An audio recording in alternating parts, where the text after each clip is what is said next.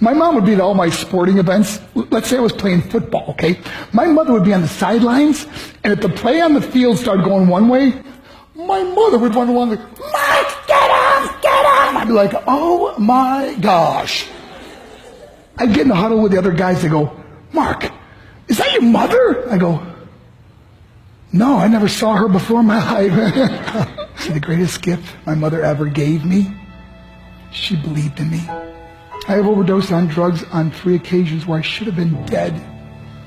But I believe I was kept here for a reason. You show me your friends, I will show you your future. How do I know this? I hung out with losers, and I became the biggest loser of them all because I gave up everything I dreamt about as a little boy because of who I chose to surround myself with. My friends would drive me home at 2, 3, 4 in the morning. We'd be drunk and high, laughing in the car.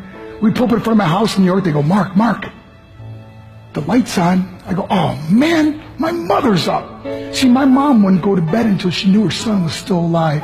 I'd walk in, she'd say, hi Mark, how was your night? I go, it was good, Mom, I'm just going to go to bed. She goes, can I talk to you for a minute? I go, Mom, I'm tired, I'm just going to go to bed. She goes, Mark, I haven't seen you all day and all night. Can I please talk to you? I said, man, just leave me alone. You bug me. I slammed my bedroom door on the one person who believed in me. I was on a worldwide tour and we were wrestling overseas in Japan. After my wrestling match, I went upstairs in my hotel room and I fell asleep. There was a knock at my door at 3 o'clock in the morning. I got out of bed, I looked through the safety window and I could see it was a Japanese promoter. So I opened the door and he said, Mark, you need to call home. There's been an emergency. I went and got on the hotel room phone. I called back to the United States and said, hey, what's going on? He said, Mark, I don't know how to tell you this. I said, just tell me what happened. All of a sudden I started crying. They go, Mark, I can't tell you. I said, just say it. He said, Mark, your mother died. I just threw the phone down.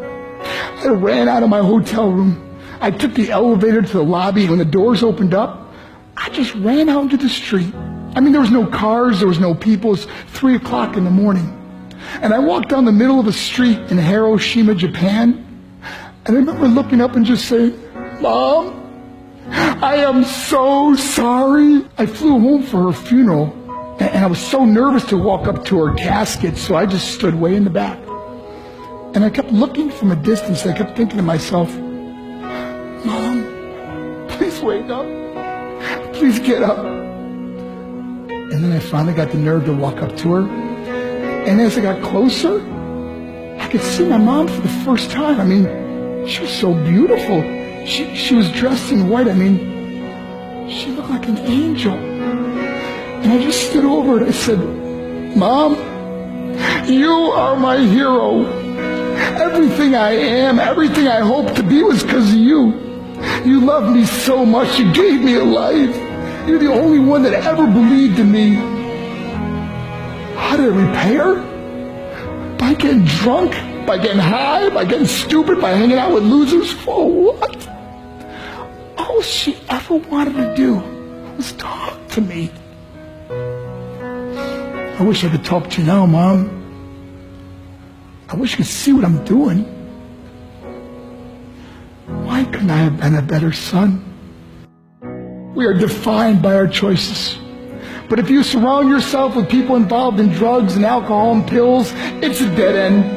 I'm not here to preach to you. I'm here to tell you I lived that life. It leads to broken hearts, broken relationships, broken dreams, and death. For what? To get high?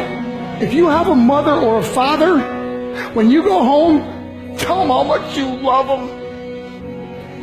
See, my whole life was about being rich and famous. I had to be a millionaire. I had to win the race. I had to win the race at the expense of my marriage, my family, my friends. For what? To be all alone in the world? I learned what is truly important, and that is how precious this gift of life is, and our families, and how quickly it can be taken away. See, I no longer live in time. I live in moments. See, it's not what's in your pocket that matters. It's what's in your heart that truly matters. Love Love is just a word until somebody comes along and gives it meaning. You're the meaning.